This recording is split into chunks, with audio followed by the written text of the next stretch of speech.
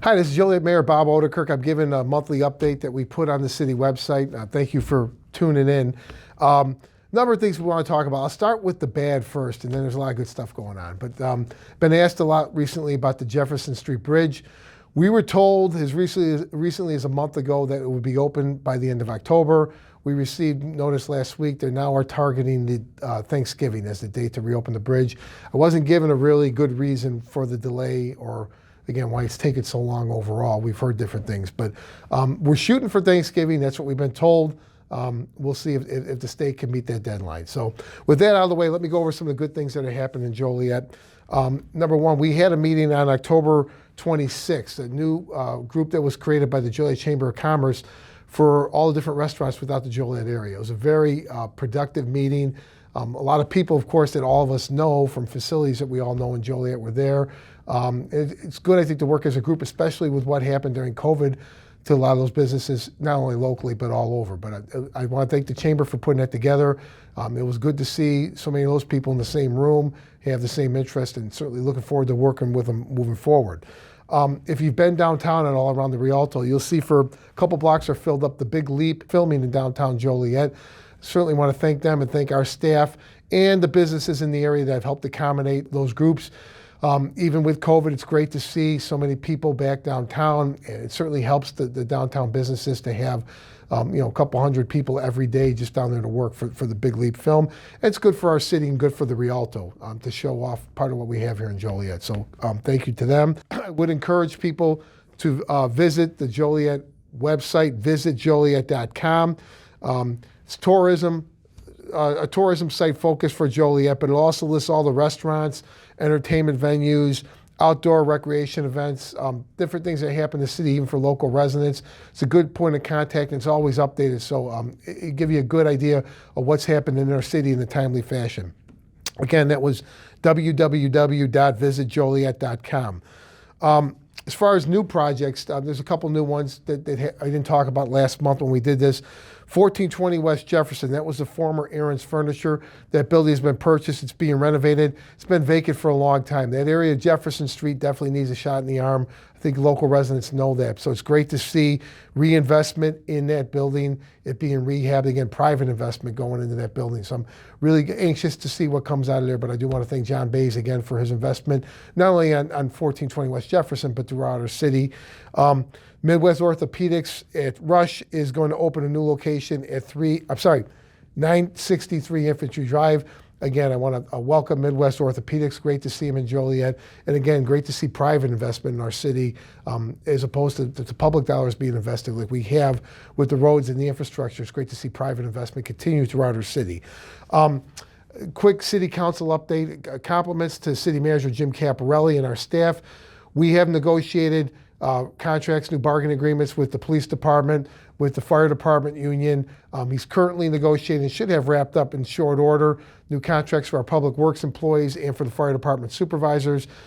This was long overdue. These employees worked for about 3 years without a contract. Through the COVID crisis, and I've documented before, no city employee ever refused to come to work or ever refused their assignment, whether it be the frontline responders or people at City Hall. Everybody got on board, but considering that they did this without a contract, a big credit to our employees. So I do want to thank the union heads that negotiated these deals, and again, Jim Caparelli and the city manager. It's a real feather in his cap as a new city manager to come in and secure these deals that previous city managers have been unable to do. So that was good news for Joliet. On the waterfront, the water update, I think I said last month, but if I didn't, I'll repeat. We received the Lake Michigan allocation, which is a big deal. We were confident we would get it with the project we put together and with the regional approach that the city of Joliet's taken. We're not just building something for Joliet, we're building something inviting others in the region to join us. And it's going to benefit a number of other communities, not just our own. And with that, we did get the allocation to take the water from Lake Michigan. So we will have fresh water in Joliet for 100 years to come. That's going to happen. It's a big deal, and that allocation was a big part of that. In the meantime, we have received positive news from Springfield, legislation that would allow the Regional Water Commission that we have contemplated, that we've proposed and put together, was passed. I do want to thank our Representative Larry Walsh Jr. and Senator John Connor. They marshaled the bills and got it through the legislative process. So again, things are falling into place and continue to fall into place with the work we're doing here in Joliet. But again, another big step in the process. The commission that we have proposed is now backed up by state statute. So the next step would be to get the number of communities that have been dealing with Joliet negotiating with us to get them on board and get the actual commission put together. But it was a big step forward, and I want to thank our state reps for doing that. And of course, thanks to Alison Swisher and the staff at the Water Department for this ongoing effort. It's a major, major undertaking. Again, just to remind people, not only are we building a new pipeline to get fresh water into Joliet, we have to completely redo the infrastructure within Joliet. We are replacing every old water main, and this is going to take some years to do, and we have to completely redo our water structure as it is in-house. We are going to keep the aquifer as a backup plan if there ever was a problem with the pipeline or with contamination in the lake, where we can turn the old system back on and get water flowing back in Joliet on a temporary basis. But we have to redo the entire infrastructure of Joliet. This is a major, major undertaking. And again, thanks to City Manager Caparelli, the former city managers, and the city council for taking this on. This is a project that began in other communities like Aurora 35, 40 years ago, but we've taken the bull by the horns and leading Joliet forward on this.